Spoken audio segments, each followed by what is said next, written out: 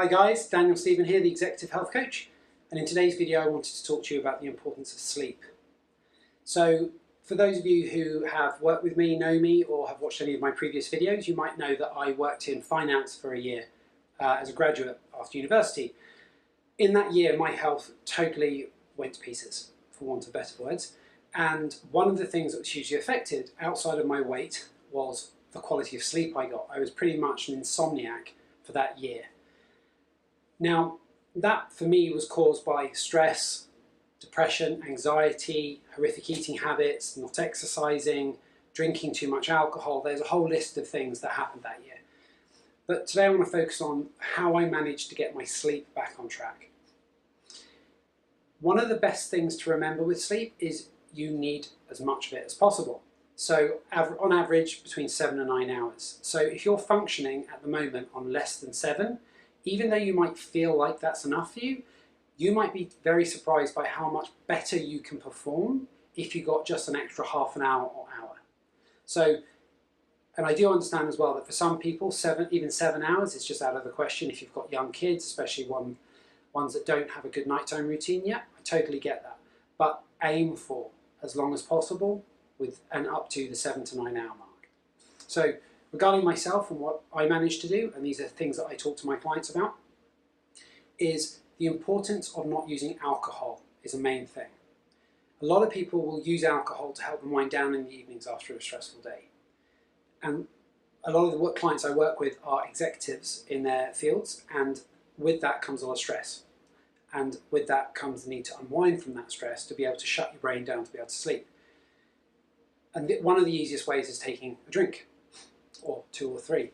But the problem when we drink is it affects our circadian rhythm and it affects our sleep function. So rather than us naturally falling through different brain states to get to the right kind of sleep, rapid eye movement sleep, where our bodies and brains are able to repair themselves and recover, when you drink, you quickly fall asleep, skipping that process and go into deep sleep.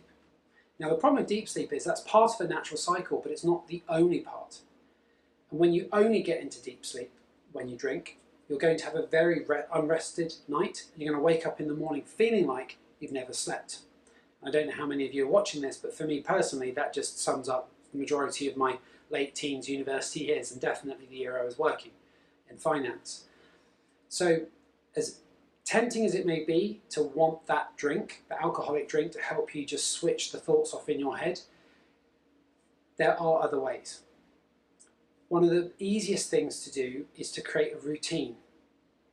Now, when people have young children, they try and create bedtime routines so the kids know it's time for bed, it helps them wind down for sleep. Us adults are no different. We benefit from having a bedtime routine too.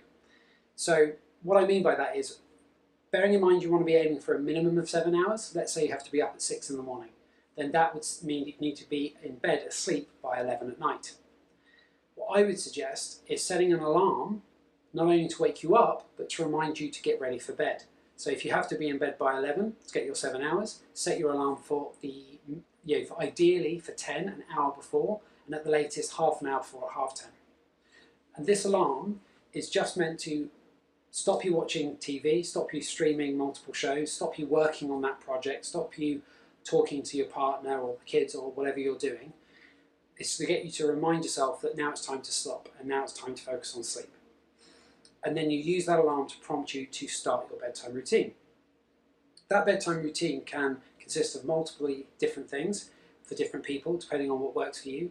But here are some of the things I found helped the most. Stopping using technology. Now I know that might sound impossible for some, especially for, like I said, the execs who are exceptionally busy and need all the hours in the day to get the work done.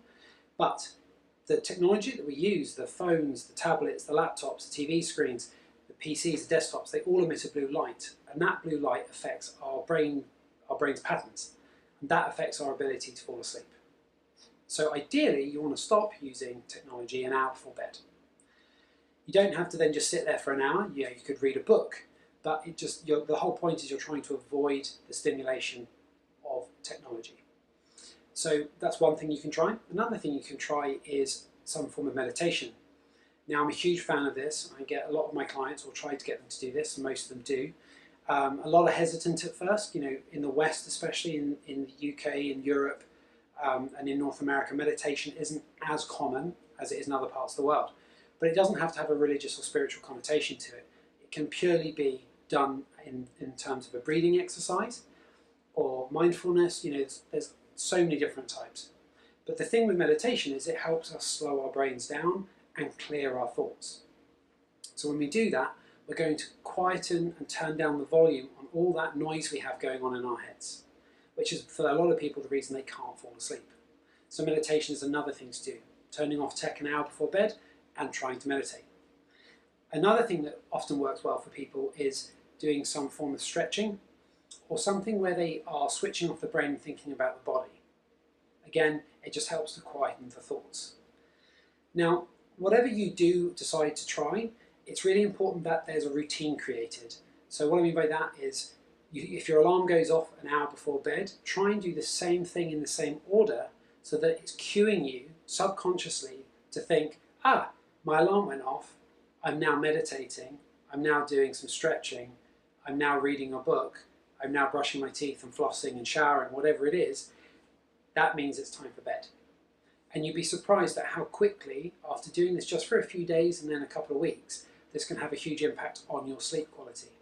I'm very fortunate enough to have been able to help some of my clients who suffer from severe sleep apnea get off of using the machines and have the first good night's sleep for years.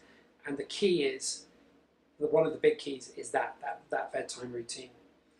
Another huge thing that people don't seem to realise is that caffeine has a half-life of 6 hours.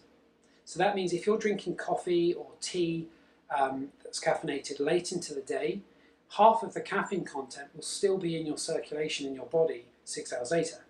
So if you have your last double espresso, your last flat white or whatever, at 4 in the afternoon to get you through that boring meeting, at 10 o'clock at night, half the caffeine of that flat white, of that espresso, is still going to be buzzing around your body.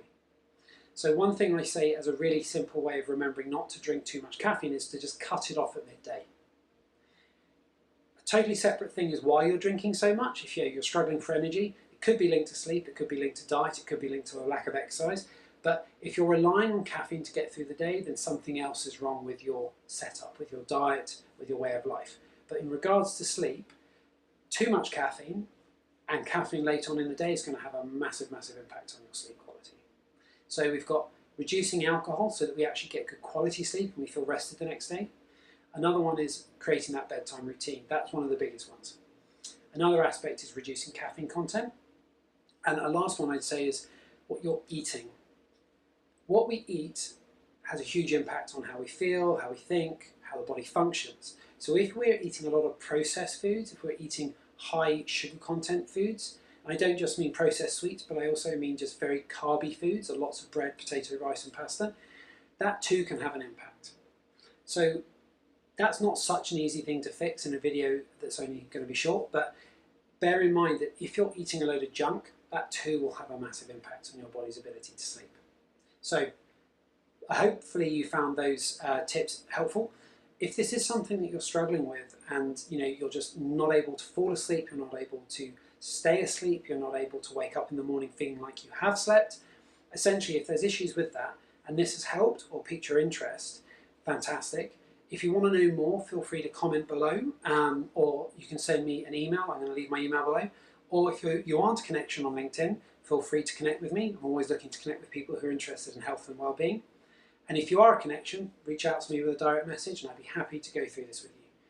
Like I said, sleep is a massively important part of this. So, I'm Daniel Stephen, Executive Health Coach. I hope you found this video helpful. Have a great day.